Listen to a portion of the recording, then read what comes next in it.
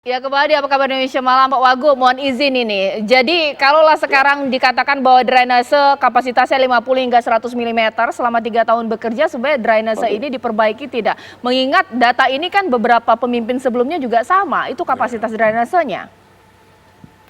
Ya, drainase terus diperbaiki. Yang pertama kalau kita lihat di Jakarta, sekarang trotoarnya sudah banyak yang baik. Di bawah trotoar itu dibangun selokan, got, drainase. Kemudian juga ini tidak kurang dari 2.974 titik ya penambahan sumur resapan di Jakarta yang terus kita tingkatkan. Kemudian juga selain rumus resapan, drainase vertikal, gorong-gorong, semua kita tingkatkan. Jadi begini Mbak Caca ya, tadi saya sampaikan pembangunan banjir ini tidak bisa diselesaikan dalam waktu 5-10 tahun ke depan ya. Karena dengan uang 50 triliun atau 100 triliun sekalipun itu tidak bisa menyelesaikan banjir. Kalaupun hari ini kita dikasih anggaran 100 triliun, pertanyaan apakah banjir langsung hilang? Tidak bisa, dia perlu waktu, perlu proses. Karena pengendalian banjir ini tidak bisa diselesaikan oleh Jakarta sendiri. Dia harus didukung oleh daerah-daerah sekitar. Kalau Jakarta terus kita perbaiki drainasenya, normalisasinya, sumur resapan. Tapi kalau di hulu tidak diselesaikan, itu tidak akan membantu. Jadi pembangunan pengendalian banjir ini, Pak Presiden Pak Jokowi telah mengeluarkan Perpres 60 terkait pengendalian banjir, Jabodetabek, Jakbur.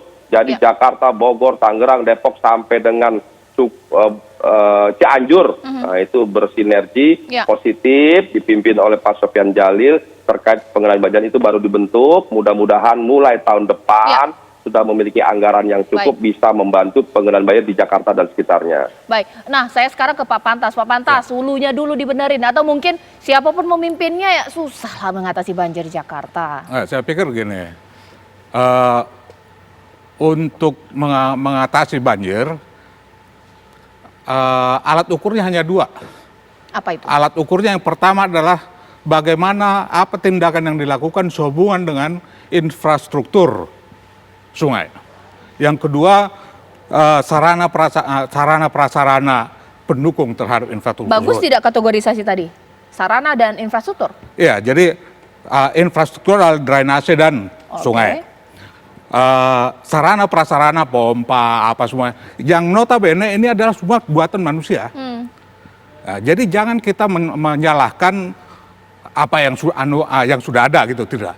Tapi bagaimana kita diberikan sarana prasarana kecerdasan untuk bisa mengatasi itu semua. Nah, itu yang jadi untuk mengukur keberhasilan setiap kepala daerah DKI Jakarta bisa kita lihat dari apa sarana prasarana yang infrastruktur yang dia bangun untuk mengatasi masalah banjir. Itu saja. Nah, banjir air, banjir kerikitikan di sini, Bang Rahmat. Apalagi sempat ada statement bahwa nggak kerja ini 3 tahun ini kalau begini-begini terus banjir lagi. Ini bagaimana? Jadi gini, mengukur keberhasilan seseorang atau terutama gubernur, bagaimana cara mengatasi banjir adalah dilihat dari pertama faktor curah hujan. Lalu curah hujan ini diukur berapa milimeter per hari curah hujannya, lalu berapa yang tergenang RW-nya di Jakarta. Itu ada datanya. Kalau kita ngelihat data itu 2013-2015 itu parah.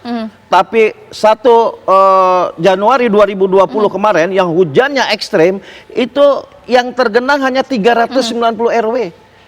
Bahkan sekarang yang 20 Februari ini harus 113 RW. Jadi kita berharap apa yang disampaikan oleh Pak Wagub yang sistematis, Pak Wagub aja baru beberapa jadi Wagub sudah fasih ngomong atasi banjir. Ini menunjukkan keseriusan Pemda mengatasi banjir. Sekarang saya mau minta pencerahan dari Prof. Manlian. Prof. Manlian, kalau Pak Wagub mengatakan bahwa beresin dulu lah hulunya, bahwa mungkin nanti ini bisa membuat Jakarta semakin berbenah mengatasi banjir. Sebenarnya banjir yang terjadi hari ini, apakah memang ada intervensi hulu atau memang ini banjir lokal, hujan lokal? Ini bagaimana? Iya, Caca, saya teringat dengan diskusi kita waktu saya juga live di TV One tanggal 28 Januari yang lalu. Dan saya senang sekali malam ini karena ada Bapak Wagub, Bang Rahmat, dan Amang Pantas. Langsung saja saya ingin menyampaikan kepada kita semua, Jakarta menurut Undang-Undang 26 tahun 2007 sebagai kawasan strategis nasional tidak bisa untuk menyelesaikan banjir ini sendirian. Sehingga ada 3 strategi yang ingin juga saya diskusikan dan usulkan kepada kita semua, semoga dilakukan. Yang pertama, Jakarta harus proaktif lebih lagi untuk bagaimana menangani banjir bersama pemerintah pusat. Saya mencermati Bapak Menteri PUPR hari ini langsung datang ke Pondok Gede. Itu respon cepat. Nah, namun sebaiknya kan sebelum terjadi itu. Nah, bersama-sama kita. Nah, kedua, Pemda DKI Jakarta harus lebih mengintensifkan kolaborasi koordinasi dengan pemerintah daerah yang bersebelahan langsung. Tadi saya mencatat Jawa Barat 5 titik, Banten 10 titik.